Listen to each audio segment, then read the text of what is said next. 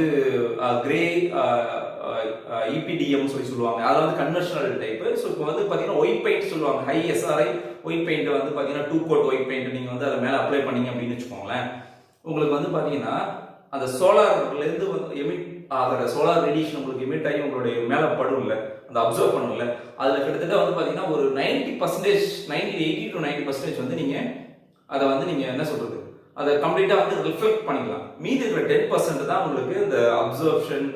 Observe பண்ணி உங்களுக்கு வந்து டிரான்ஸ்மிட் பண்ணுறதும் சரி, அதாவது அவுட் சைட் அட்மாஸ்பியருக்கு வந்து டிரான்ஸ்மிட் பண்ணுறதும் சரி, இல்லை இன்சைட் ஸ்பேஸுக்கு வந்து டிரான்ஸ்மிட் பண்ணுறதும் சரி, அது வந்து நடக்கும். ஸோ ஆல்மோஸ்ட் வந்து ஒரு 100% வந்து சோலார் ரேடியேஷன் வந்து உங்களோட ரூஃப்ல படுறத